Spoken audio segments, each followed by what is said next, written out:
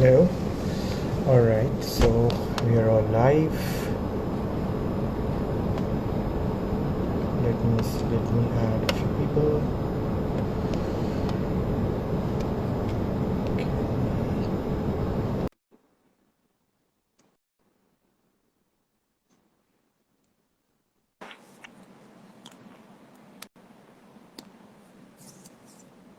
All right. Hi. Hi Neil, how are you? Yeah, fine. Thank you. Yourself? I'm doing good too. Thank you so much. Can you hear me? Yeah, I can hear you fine. It's great. Awesome. Awesome. So how are you doing?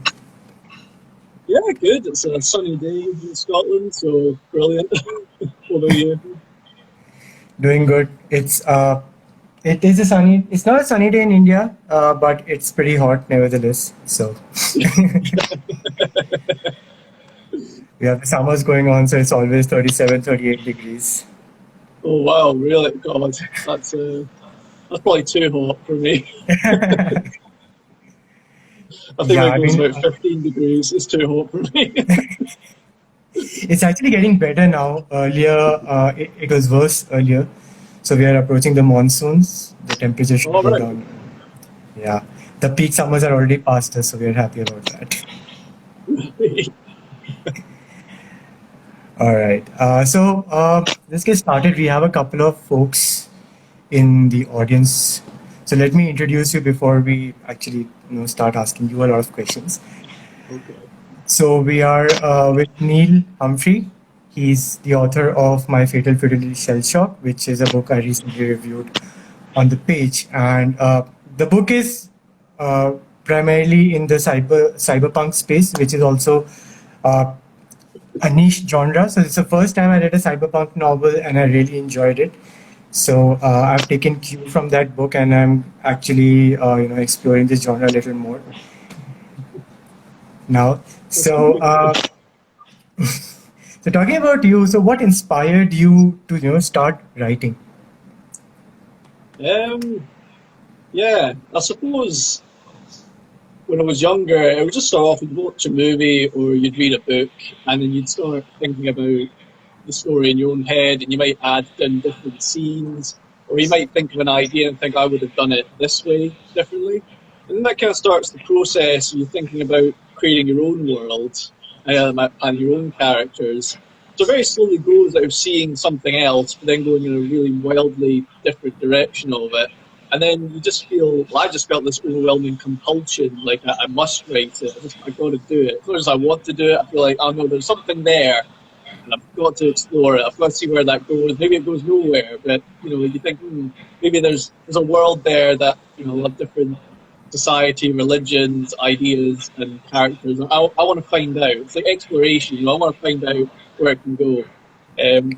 That's a really great thing about writing. That you'll start off with a little idea, and then it'll soon just sort of develop its own wings, or like a garden, it will just sort of grow its own plants, its own little bits that you didn't even imagine in the first place. And this kind of gets a life of its own, and soon you feel like you're just hanging on to it for the ride. So that's what inspires me to write. I just feel the compulsion when I have an idea. It's like I've got to write it down. Got to see it through. Got to give it life, like a little baby. To breathe something into it. Oh, interesting. So what was the first piece that you wrote? Was it this book itself directly, or did you write a lot of small stories before you actually got to this point? Yeah, so that wasn't the first one. No, I wrote a lot of probably quite bad things. Looking back, I'd probably look and go, "That's really hideous."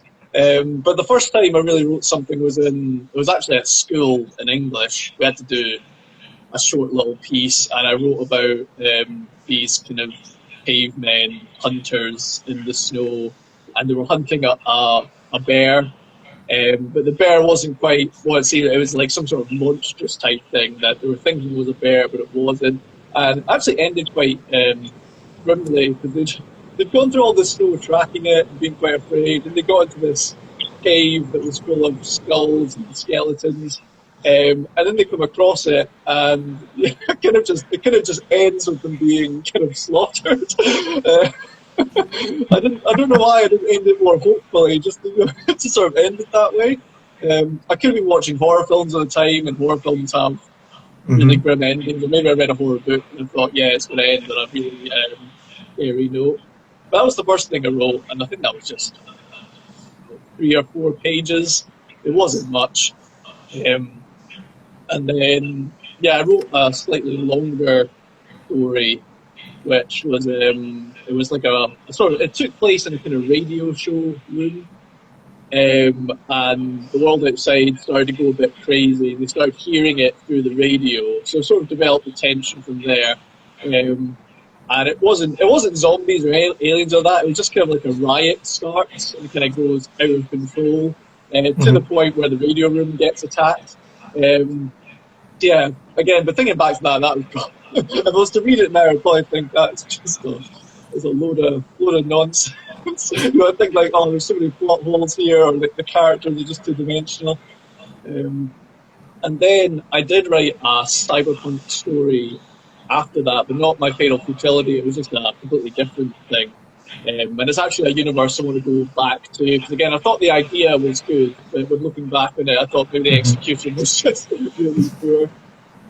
But I wrote that because I had a dream one night that was kind of cyberpunky, and like in a dream, you kind of switch perspectives. Sometimes you're viewing from like almost like you're watching a film, and sometimes you are the actual person.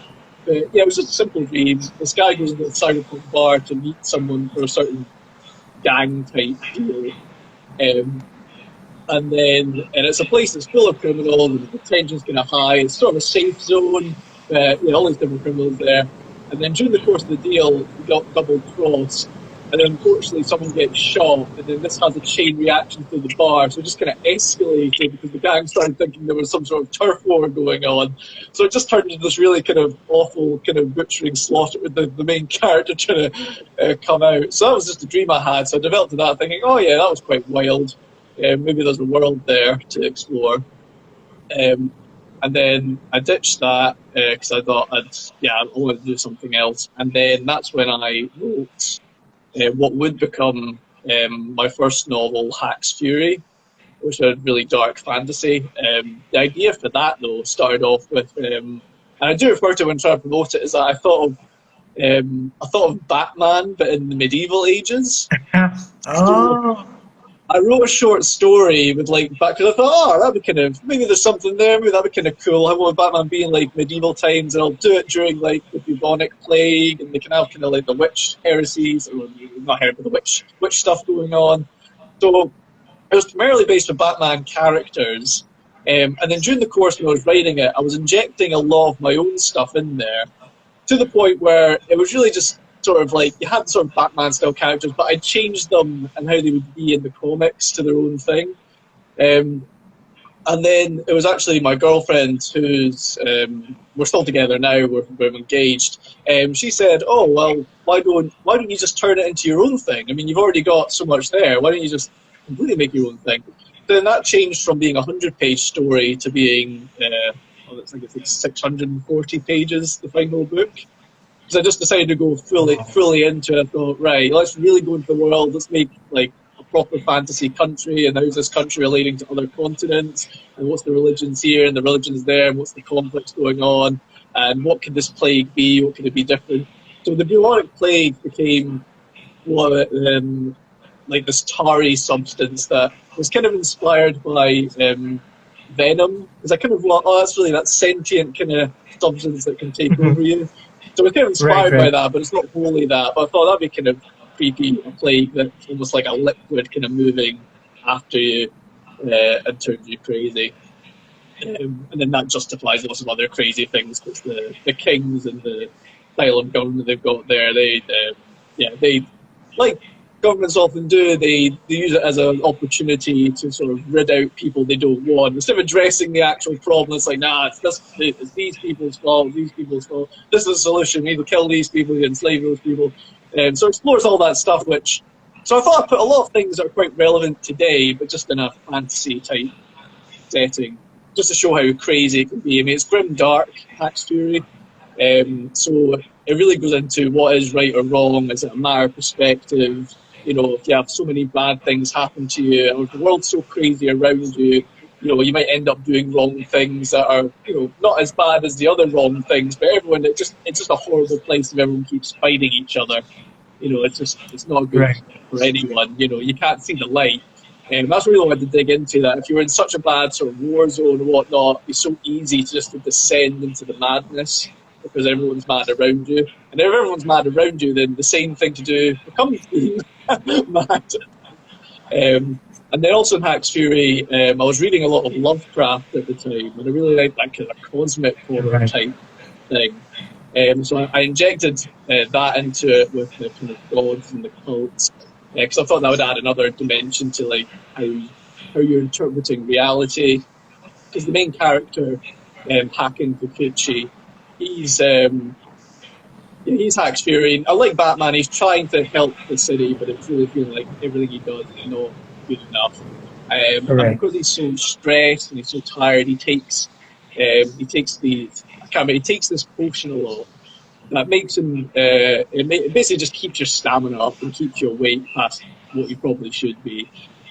But also, if you take too much of it, it can cause you to hallucinate. So he starts hallucinating quite a bit, but then there's points where you think, is he actually hallucinating that, or is he really seeing something that nightmarish? Is that actually real? So there's kind of an unreliable narrator part of the story. And as the story goes on, you see that a lot of the things he was seeing are real, but then there's still lots of things that, no, he's just going crazy. He's not in a good mental state. I So saw something I do. similar recently in a series called Moon Knight. So Hmm, they towards the last few episodes, if you've seen that series, they try to I need to add. watch it. I've not seen it yet. Yeah. All right. So they have this similar element towards the end where you actually start questioning reality itself. You don't know what's really happening, and Right. Yeah. I think it sounds a little similar to what you just mentioned. No, it sounds like it. I mean, I love that kind of stuff when it's done in anything. I love reality being messed with because I think that really it goes into how do you stay sane? Because we all have thoughts and we all sort of daydream at times, and then we have sometimes nightmares feel so real, that we're there. So I love anything that messes with your perspective. I think it's very human to not be sure of what you're seeing at times. I think that's a key part of being human is just trying to figure out what's real and what's not. So yeah, I should watch Midnight because I think I love all that stuff. Yeah. Yeah, it'll definitely be. It's a fun watch. Like I finished it in like one sitting. I Oh sat in the really? morning Right. and by afternoon it was done. Not a lot of episodes, so it was really fun. Nice. Right. Yeah, I'll put that on the list. All right. So you partly answered my next question, but I still want to get some more info from you on this one. Is why and when did you decide to dive into cyberpunk, the genre? Yeah. So yeah, with My Fatal Futility, that started out as just set in modern times. It was just a very short story, and it was born out of the idea of, like everything, you think about time travel, you have things happen in your own life and think, oh, if I could do that differently, could I have changed something? And it developed out of there, really try to attack, could you really change something? Or something's inevitable, and maybe that's the lesson you have to learn, that, things pass, and you can't do anything about them. And it was just set in modern times. And then I was reading a lot of Richard Morgan, who writes a lot of cyberpunk. And he's my favourite All author. Is one of the times I picked up a book and I just loved it, and then I had to devour everything else he wrote. I just had to do it, and I loved how he wrote Altered Carbon, which became a Netflix series. That's not quite the same as the books, as all series kind of are.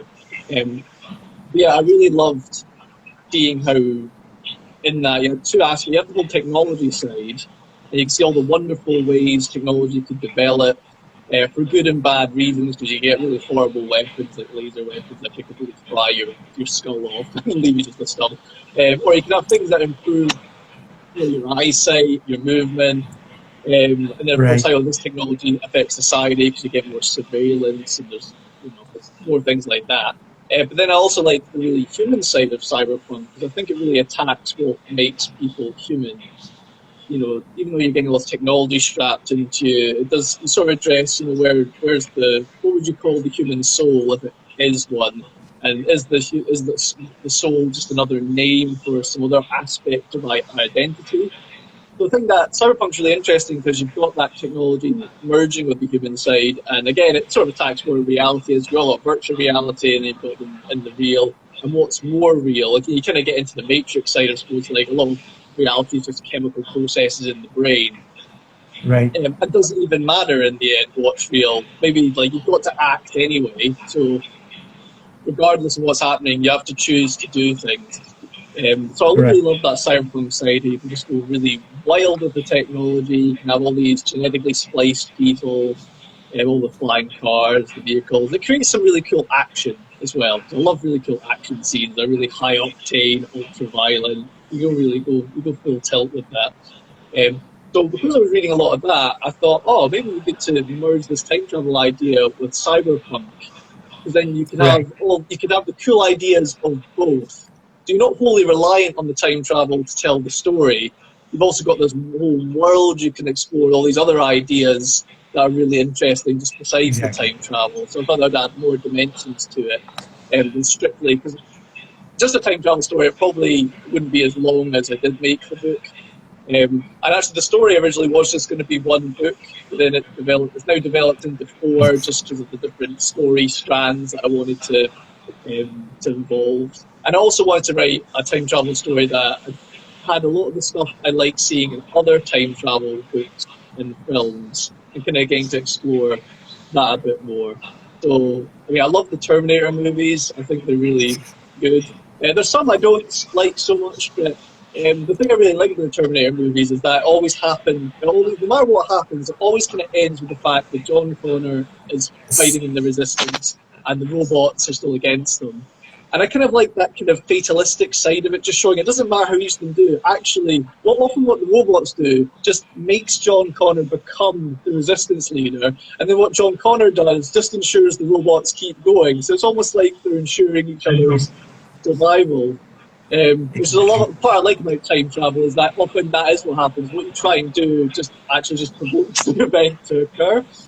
Um, so I love Terminator. There's a book by there's a short story. I think it's by Robert A. Heinlein called "All You Zombies," and that was developed into a film called Predestination, which is a really good film. It's a really good book, really good film, and not just the idea of inevitability. It has this agent who works for, I think it's like some sort of temporal FBI, and he's tracking down a terrorist. And they use time travel to do it with trying to the criminals.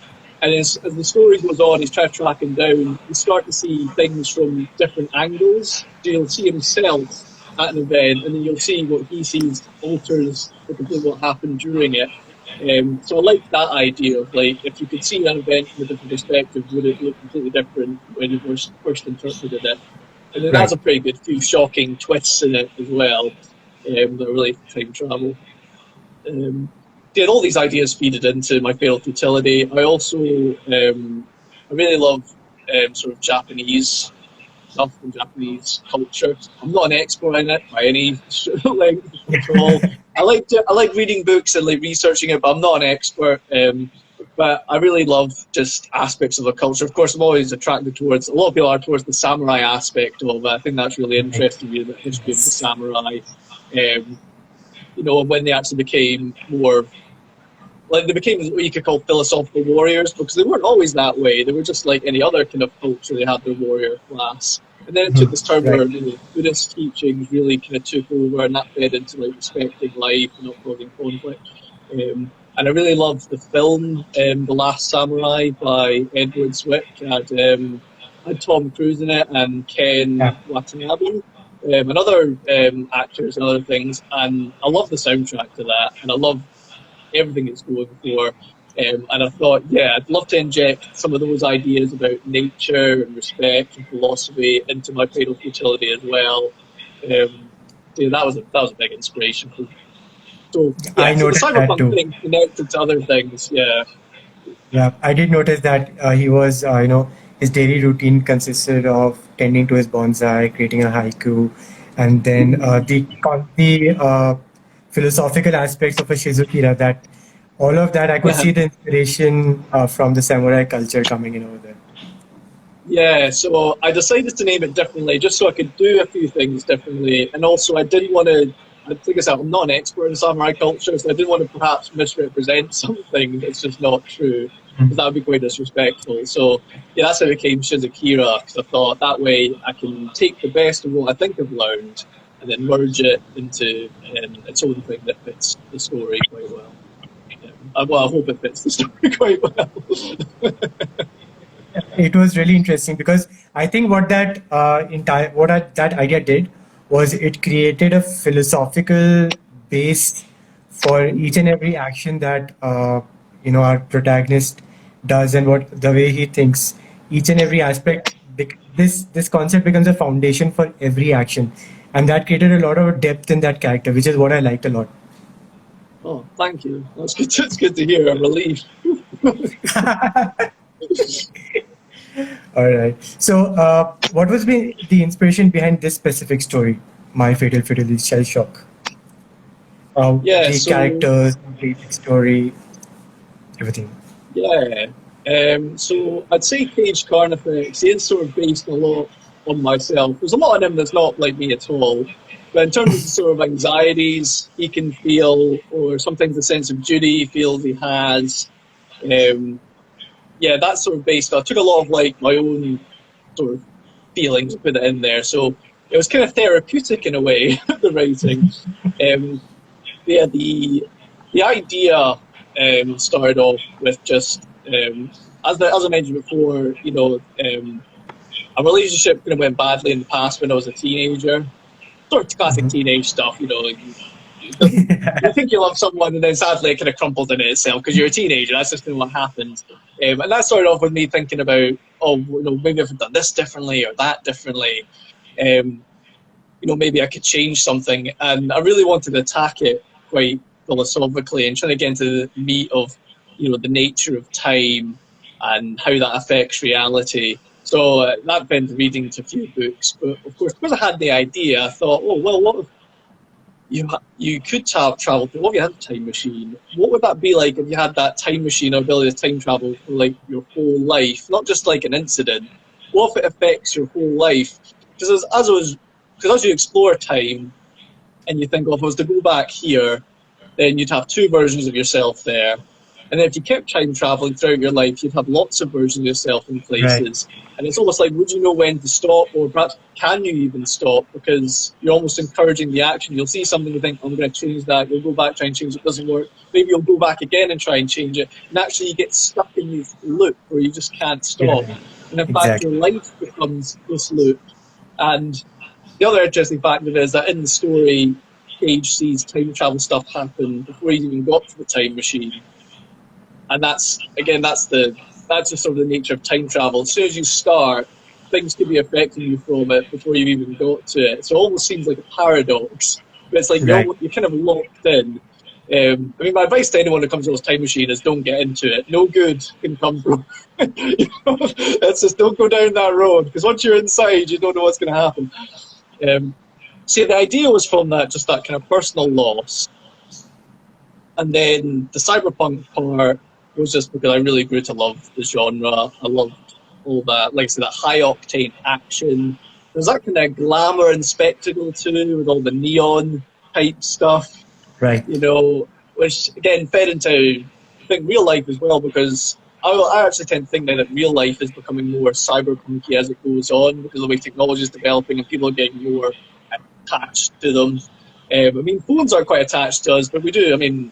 Our phones are in our hands pretty much all the time. They almost might as well be glued in there. Um, so, yeah, that fit into the inspiration. Uh, Mainly, it was that sense of loss that I wanted to kind of explore, and then I just made it all really fictional. So now, it doesn't really resemble at all the incident that inspired it. It's completely different. Yeah, because I've grown as a human being. I'm different from when I was 17, 29 now, so I hope it was a bit different. Yeah. Interesting. So, if you were playing the role of Cage Carnifex, who would be Yeah. Seppi the Bot? Ah, yes, Seppi. That's a good I think point. that was my favorite character in the entire series, Seppi the Bot. I just loved every time he was there in the main frame. I was like, my favorite moments. That's good to hear. I've heard a lot of that about Seppi, which is always great to hear because yeah, Seppi is my favourite as well. He kind of became my favourite because when I initially had the idea of Seppi, it was I started with simply that I had just Cage by himself, and I thought, nah, I need someone to bounce off of. If he's just by himself all the time, that'll just get really boring. Like you need someone to bounce off of. And then Seppi developed because Cage was feeling quite alone and he couldn't make friends, didn't have anyone. Right, The Seppi developed. I thought, oh, maybe he could have a companion that could never leave him, in a sense.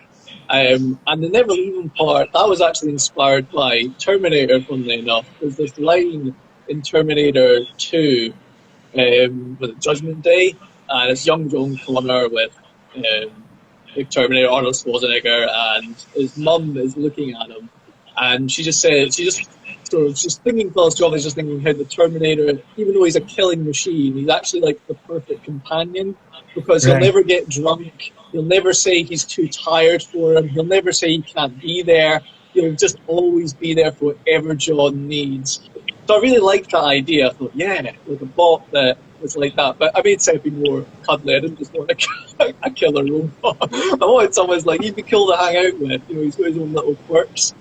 Um, so in terms of real people, though, sort of a combination of best friends I have. I took it, but not quite giving them because obviously friends you have, they have flaws and things like that. You know, so I wanted Seppi to be to sort of not have those certain flaws and always kind of be quite chirpy and happy, and just a really good positive force to be around. But yeah, I'm very lucky. I've had best friends for all my life. I've always been there for it. My best friend, one of my best friends, I met when the first day of primary school, and we just decided on the first day that we were going to be best friends, and that was it. That fed into second, like, thinking, all right, just having that bond, like from the get go, you know, we're going to be a thing. That's it, and it's just decided. So that definitely inspired that. And then just as you go through life, best friends can be there for you at really tough times. They're always just great to talk to. That made Seppi. See, all those combinations together created Seppi into what he was. And then I added the upgrades to him, it was Cyberpunk, and occasionally needed someone to fight with him. Yeah. Right. So, okay. So, if you could change one thing in the story, what would that be? I know the story still the second book is still not out yet. It's just the first book. But still, if you would want to change something in the first book, what would it be? What would it be? What would I change? Tough question. I know what readers who've read my book say I should change, and that's what happens to Seppi.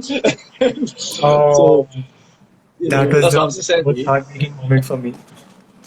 So I mean that was really hard to write, and then editing it and reading it back that was hard as well. But yeah, there will be more with Seppi. I can't say anything more about that with the sequels, but there will be. Yeah. I won't even say more than that. There's more with Seppi, but you don't know how. But if I could change something, maybe.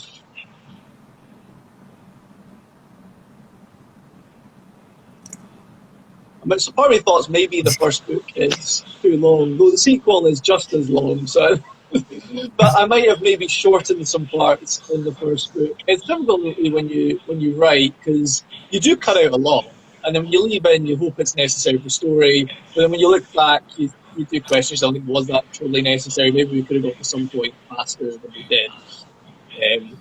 So I might have maybe taken out a few moments from the earlier part of his life that weren't necessarily key because there are time travel parts that you might not have been realizing were time travel parts at the time, but we will come back to. They'll be like, that's what was happening in that moment.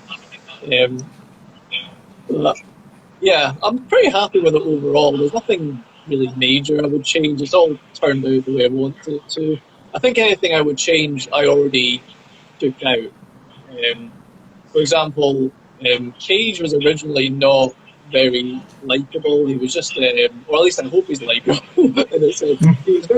He was just very angry all the time. And I was reading it, and I thought it was like in an early draft. When I read it over, I thought, well, he's really just terrible. I mean, why would anyone want to help him or hang out with him? He's just so unpleasant. So I changed that because I thought, and that's what kind of encouraged the philosophical teachings of the Shizukira, and that's what actually encouraged a change in his parents, because his parents first of all, they were actually quite neglectful. They weren't great parents. So I suppose that's kind of fed into like Cage being just a horrible person. His parents weren't really that great. So when I decided to change Cage and change his parents, suddenly when his parents became really nice, kind of wholesome people, that affected Cage's character, and he became much nicer. Right. So that was a major change I did, which I'm glad I did, because I knew what was going to happen to the parents. I thought there's got to be a reason to care. You know, if they're horrible, you're not going to get to care what happens. You've got to think, no, that's a shame. So I changed that. I also changed a few of the villains, made their motivations different, because they were quite simple at first, and as I've read books and watched movies and kind of grown up myself, I really love villains where you can sympathise with. You can see where they're coming from. You know, the execution might be terrible, but you know the ideas they've got, they're not wholly bad. They're just in a bad place with it. So I think it's if you can care about a villain, then yes, I changed that because I thought, I want to get some sympathy for them, that they're not crazy doing what they're doing. So I changed that. And also I injected a lot more action into it, because there wasn't too much before. And then I watched the Raid movies, which were like the craziest action films I've ever seen. I thought, I want to get something like that in my story. I want to be really wild. So I changed that. A lot of these changes I did before it finally got to print. I think that's the benefit of doing so many edits. I mean, that book had 6 edits, so 6 different versions of it. The last few versions, not too different from each other, but major changes from the initial 3. I love the action sequences in the book as well. They were very fast paced, and the way you describe the action sequences, I could actually, visualize everything happening. Okay, I can see the punch going from this point to this point. I can see the jaw breaking. I could actually imagine everything happening. So that's very really good. Well, thank you for saying that. That's because I really wanted my action scenes to be, comprehensible, understandable. Because I've read books before which have been terribly disappointed with an action scene, because there'll be like tension building up to it, and then either the action scene will just be a couple of sentences, and I'll be like, that was a bit lackluster. I kind of wanted to do. I thought this big fight was going to happen, and it's like a couple of punches, and that's not what I want. Or like you said, like you've kind of mentioned, you can read action scenes where it's tough to follow exactly what's occurring, and then you end up imagining your own action scene just to fill it in. It was really important to me that you could track each action and hopefully feel each action and get that kind of like sort of moment, which I love from the film The Raid, because there's stuff that happens in that where you're like, oh my god, that's so extreme. So I definitely wanted that moment. Kasha, who's my fiance, my partner, she did a lot of the editing, so she really helped out with saying, oh no, you need to make this clearer, because I can't quite picture that. She was absolutely fantastic with just clearing things up, just saying, I'll add a few more words in here, or maybe take that sentence out because that's just confusing, you don't need that. So saying that about the action scenes, Yeah, of course. It's all true. I really enjoyed those action sequences as well. So, how would you define literary success for you? Yeah, right. So, there's 2 parts, I'd say 2 parts. First part mainly is actually just writing all the stories I want. If I can get a book out a year, because every time I have an idea, I make a short outline. I say short, sometimes it can turn into several pages, but I need to do it, so then the idea is there. returned to it. So I've got about 30 to 40 outlines for other stories. And so first of all, literary success would be seeing those stories through to completion, Right. completing the idea, completing that world, putting it out there, and that kind of formed my own legacy in my head. I think my legacy, it's going to be my books. So that long after I'm gone, there's still going to be my books there. And when you read my books, you're kind of going to get a little part of me in there. Which is important to me because Kasha and I are expecting our first child in September.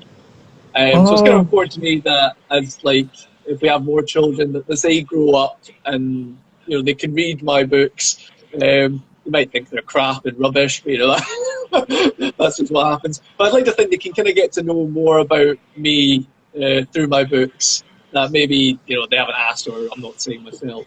So to have that legacy though, I think is important. And then second, which would be really nice, would be able to actually live off the money I make from my books. Currently, I can't do that. I don't sell nearly enough at all to do that. But I've got faith that the more books I have, and the longer they're out there, and the more I just establish myself as an author, because it is a journey. You're not going to just suddenly get there like that. That maybe one day, maybe in 10 years' time, maybe in 20 years' time, I could finally get enough money to live off it and do it full time.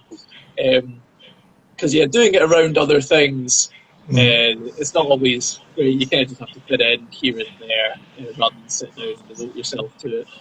But yeah, so if I could have my legacy and then have the money, that would be nice. That would be really, really good.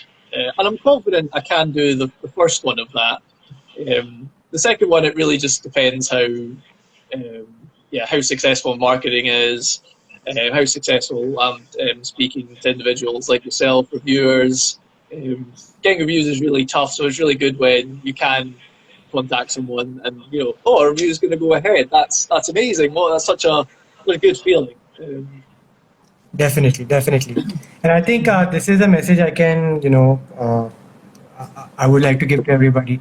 If you do read a book, no matter how bad or how good you like it, just go ahead and give it a review. It's always Yeah, good for the author, good for other readers. So even if you don't have anything to write, that's fine. Just give a star rating on, if you buy, for example, if you're buying on Amazon, just go ahead and give it a rating. It always helps.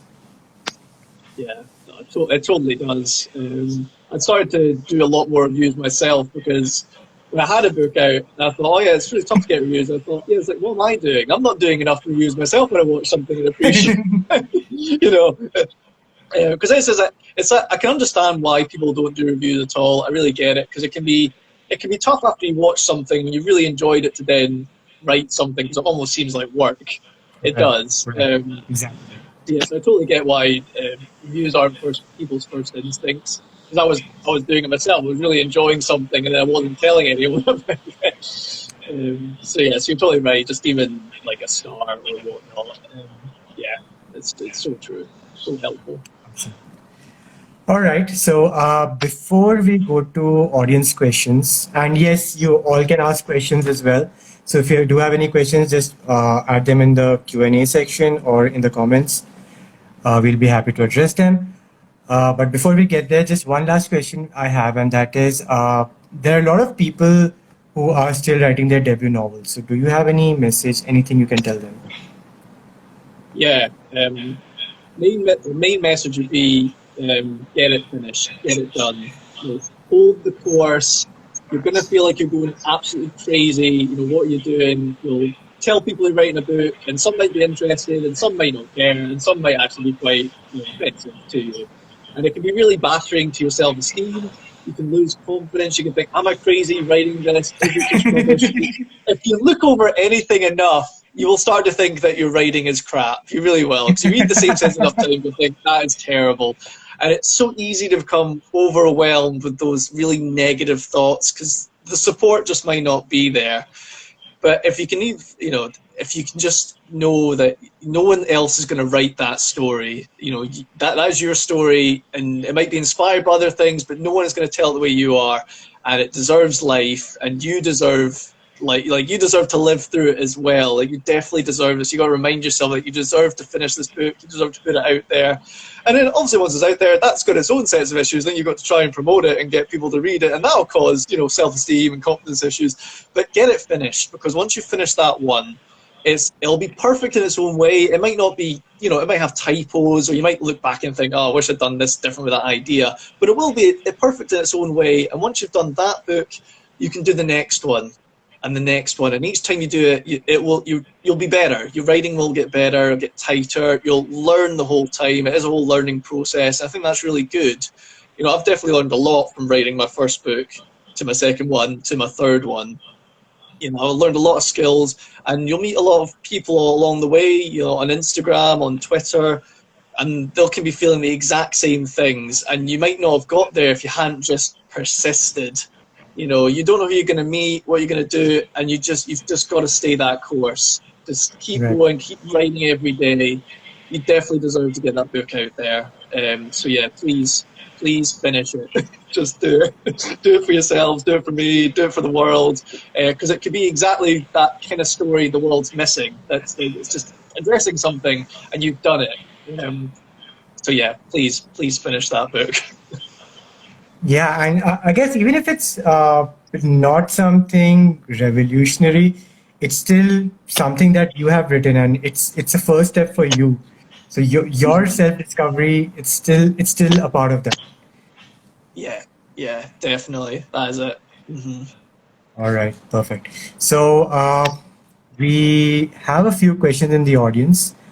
Let's go back a little. And all right, so the first question is, why did you decide to set this story in futuristic Japan? Oh, good question.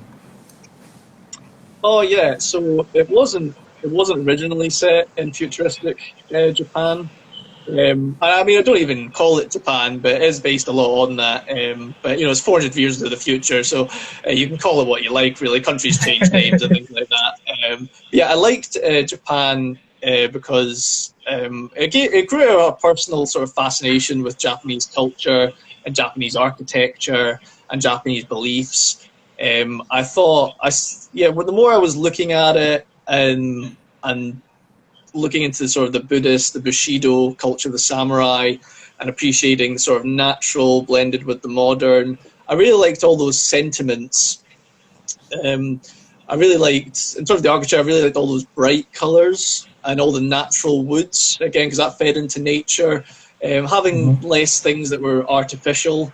So I suppose that I wanted my cyberpunk to be quite, sort of emulate that, to not have everything so focused on, because a lot of cyberpunk stories, they're quite they're quite Blade Runner-y. Everything's really pollution filled and everything's totally fake and everything's made out of metals and plastics and all that. And I wanted a future that wasn't, it's actually, no, they care about the environment, they really do. Obviously, there's other countries where they just let them fend for themselves. But again, that was just kind of like the real world. But yeah, I wanted something where they cared about nature, and they had a lot of natural woods and their natural materials. It was all about respecting your environment, and I found a lot of that just in Japanese culture and Japanese teachings. And then also from a sort of cosmetic aesthetic point of view, I really like the look of Japanese buildings and technology. I think there's some really clever designs in there, really innovative. Right. So I want to be Japan mainly, because of all those things. Yeah, I thought the right ingredients for what I wanted, the story I wanted to tell. Yeah. All right. I personally, I don't have a lot of experience with Japanese culture. I just don't know much about it. So I don't know much about Japanese design and aesthetics either. So. I'm still learning as well. I'm not an expert, just from my own research. So there could be someone that says you've got that completely wrong, which I would apologise about, and then say, but it's a work of fiction. So don't if it is wrong, don't take it too seriously. All right. Another question I have is, what are your favorite books? Oh yeah, so I mentioned Richard Morgan before. I love Altered Carbon. That book really it gave me everything I wanted out of a story. Kind because I hadn't been a big reader growing up. I had read books, but I couldn't quite find the right author that was really going to ignite that passion. And I picked up Altered Carbon just on a whim. It was, I wanted to read some cyberpunk stuff. I typed in cyberpunk into Amazon, and it came up in the list. And it had. I mean, I wouldn't have said the cover really drew me in at all, and I wouldn't have said the blurb particularly drew me in. But it had really good reviews, and I thought it sounds interesting, detective. And then when I read that, I loved it because it had all this philosophical stuff in it. Which is like, oh, this is really good. It's like brain food. I feel like I'm learning. This is like blowing my mind, like these ideas, and like looking at this from a different perspective that I just hadn't thought of before. And they also had the really kind of ultra-violent side of it as well, and really cool action scenes in it, which inspired me to that's also inspired me to write my own action scenes. I loved Altered Carbon's action scenes because I could picture them. And I feel they went on for a few pages. It felt like a proper fight scene. It didn't just end within a paragraph. That gave me lots of what I loved with the cyberpunk genre. So I read every book he had after that. Another book he wrote is called 13, but it did come out. I mean, the copy I've got is called Black Man. So it could be called Black Man. It could be called 13. Okay. Trying to think of why. I mean, they both relate to is that follows kind of like specially genetically spliced agent who's doing detective work, and his model of genetic splice is 13. But he gets referred to as Black Man by people because he does like such a dark job. He does things no one else would do. So I think that's why they've got the two different titles. That was really fantastic. Again, just had full of that philosophical punch, really exploring the ideas of genetic splicing and all that. And then aside from that, I did love, or do love still, is the book I Am Legend by Richard Matheson. That's positively the best vampire story I've ever read. It was really different from anything I'd read. It's set in a sort of post-apocalyptic future where the entire world's become vampires. And they're vampires. They're not. They're not like what you'd call Twilight vampires or the kind of sexy vampires at all. They are like. It's more like it's a disease that transforms you into this really horrible thing, kind of like a zombie, but worse than zombies because they're really, really agile. And the main character, he's like, he thinks he might be the last human on Earth. There's no one else in his street. He's fortified his house. It's like a siege, a lot of the book, which is really cool. And the vampires come each and every night. And the brilliant thing about that book was that he tries to discover the sort of why vampires are the way they do. So he goes through all the various vampire myths, like why does a steak work? Why does garlic work? Why does a cross not? So it added this really, and he goes to the library for a lot of it because he's not an expert. So he almost approaches it like me or you would, or whatnot. It's just like, how would it? So it added this really scientific aspect to quite a fantastical thing like a vampire that made it seem quite real and believable. And I loved that for it because it did make it feel so much more real. And his reasons for why a steak would work but bullets wouldn't. He had all these it's the chemical reaction with the skin. So when a steak goes through, it forces the wound to be open, whereas when a bullet goes through, the wound can close. That means they can heal. And then same with garlic, and then with the interesting one was with the cross. He discovers that depending on the belief system of the person before they became a vampire would affect what kind of holy symbol they would fear. So he puts a cross up to some of them, and they just laugh. Laugh in a kind of horrible vampiric, kind of shrieky type way. But then he'd find something else, and they would kind of fear it. But it was like more psychological. It wouldn't really stop them much from attacking. So that was really fascinating. And then the great thing about that book is that it was great at showing that how people can be monsters or things can be monsters depending on your perspective. So it completely turns the tables at various points of the books. It makes you reconsider what you've seen, like, oh, who's the real monster here? So I really love that, and that feeds into a lot of things I think about. If you can switch the perspective, what will it look like by then? Can you stop it being black and white? Can it be this kind of grey zone where you can understand both sides? So I really love that. Trying to think, that author in that book really affected me. I'm trying to think if there's anything else that really. really affected me. There's a Lovecraftian. It is Lovecraft. I was going to say Lovecraft book. Yeah. So, I mean, most of his stuff is short novellas. So you can read quite a lot of it. So, I love Call of Cthulhu, but I think that goes. Everyone says they like Call of Cthulhu. That's not that's not brand new information. Rats in the Walls. That was really good.